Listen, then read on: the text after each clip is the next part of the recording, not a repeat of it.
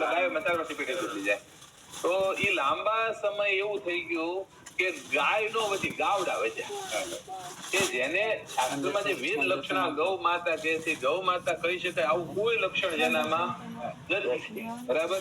દૂધના milk record જોવો તો રોજનું મૂળ લીટર 2 લીટર દૂધ આપે છે. હવે 2 લીટર દૂધ બાઈને ખેડૂત શું કરે? એને તો કઈ વધવાનું નથી, વાહે જેટલું ખાવા જોઈએ છે એટલે આ બધું રસ્તા ઉપર આવતું ગયું. રસ્તા ઉપર આવતું ગયું એમ રોગચાળા વધતા ગયા. ઇનબ્રીડિંગ ક્રોસ બ્રીડિંગ ના કારણે એની ઇમ્યુનિટી ઓછી થઈ ગઈ, રોગપ્રતિકારક શક્તિ, એટલે આંચળ ફેલ મીડિયા ખાવા, મેસ્ટાઇટિસ કે ફેબ્રેસિસ કરતા કરતા એના આંચળો મીડિયા ફેલ થાય, એટલે રોડ ઉપર મીડું આવે. રોડ ઉપર જે નંદીઓ રખડે છે એ નંદી હકીકતમાં જેને આપણે નંદી ગણીએ નથી, એ બધા ખૂંટિયા છે. બરાબર. જેને બાંગરા ખૂંટ આવો શબ્દ પણ ઓલામાં છે. બરાબર. કે એની કોઈ હિસ્ટ્રી નથી, એની કોઈ પેડિગ્રી નથી અને કામ વગરના છે. તમારું ખેડ બળદને હાલેવા નથી. એટલે આવા રસ્તા ઉપર વધતા ગયા. આ વજ્યા, આ હું કામ વધ્યા કે ઈ ખેતીમાં હાલેવા નથી. બરાબર. આ વજ્યા. હવે એક સર્વે સરકારે કરાવ્યો કે આટલા આવા કેટલા છે, ગામ 6 ની એવરેજ આવી ગુજરાતમાં, ગામ 6 પડ્યા. બરાબર. હવે એક સર્વે પ્રમાણે એક બાંગરો નંદી એની લાઈફ ની અંદર 10 બચ્ચા દઈ જાય. એ કમસે કમ આખી જિંદગીમાં 10 ગાયો તો ફળી જ જાય છે, ફળી જ જાય. બરાબર. 10 બચ્ચા દઈને જાય છે. એ 10 બચ્ચામાંથી 5 મેલ ને 5 ફિમેલ ગણો. 5 વાછડી છે, 5 વાછડા છે. તો એક નંદીના 5 વાછડા નંદી થયા, 5 ના 25 થાય, 25 ના 125 થાય. આ વધતું જાય, ઘટે નહીં. હવે એક સીધી વસ્તુ કહું કે આપણે બધા ભાઈઓ છે, એટલે તો કોઈ એક સ્ત્રીની ઈચ્છા વિરુદ્ધ કદાચ 5-7 પુરુષની સાથે શરીર સમાગમ કરે તો એને આપણામાં ગેંગ રેપ કહેવાય. તો એક ગાય ફાલવું હોય, 7-8 ફૂટિયા વાહે ફળતા હોય એને શું કહેવાય? આથી બીજું કઈ કહેવાય.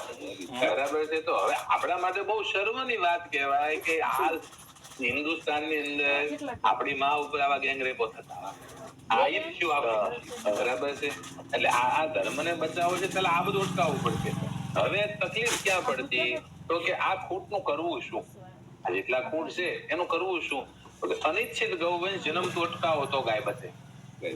અનિચ્છિત કે જેની સમાજને જરૂર નથી આવું ગૌવંશ જન્મતું અટકે અને જે સારું છે એનું બ્રીડિંગ થાય. જે સારું છે એ ઊંચું આવે, જે નબળું છે એને એટલું બિહારવામાં આવે. આપણી સિસ્ટમ કેવી છે કે તમે કતલા કરી શકો નહીં. જો કે ગૌ હત્યા તો ખાલી કેવા પૂરતી જ છે, બાકી તો ધોમ થાય ચાલુ જ છે. બરાબર છે. તો હવે આ જે બિન જરૂરી જે ગૌવંશ જન્મ્યું છે, બિન જરૂરી, એનું શું કરવું?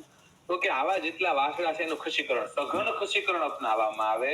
કે કોઈ પણ જગ્યાએ વાસડો હોય ચીપીઓ મારો ખસી કરો, એનો વંશવેલો ન વધે. અને એના જગ્યાએ એવું હોય કે રફાળા ગામ છે કે અહીંયા હમણાં ભલગામડા આવ્યું, બરાબર. તો એની અંદર 2 જાતવા નંદી છૂટા મેકો હાલ સારા, કે ઈ જન્મ છે જે બચ્ચા ઈ હારા જન્મ છે, બાંગરું નહીં જન્મે. કોઈ ખીલે બાંધશે દોહે એવું જન્મ છે. બરાબર. એટલા માટે આ ખસીકરણ તો સરકાર આવી યોજનાઓ લાવે છે. જયારે સરકાર ખસીકરણ નું મુખ્ય લાવે ને એટલે આ અમુક કહેવાતા માનવવાદીઓ છે કે જે બી પશુ પ્રેમીઓ જે હોય એ તરત છૂટા લઈને આવે, ધંધા લઈને કે તમે એનું પૌરુષત્વ છીનવું તમને કોઈ અધિકાર નથી. હું કે એનું પૌરુષત્વ છીનવવાનો તમને, પણ તમારી દુનિયા જિંદગી સુધરે છે ને. તમે રોજના નહીં તો 10 મૃત્યુ રખડતા પશુઓના કારણે થાય છે. રોજના 10 મૃત્યુ. સામાન્ય એક્સિડન્ટ તો કેટલા થતા હશે? મિનિમમ. બરાબર છે. તો તમે વિચાર કરો કે આ બાબતની અંદર નક્કર પગલું ન લેવાય તો આ હકીકતમાં સંસ્કૃતિ નહીં આખી વિકૃતિ ગણી જશે. આજે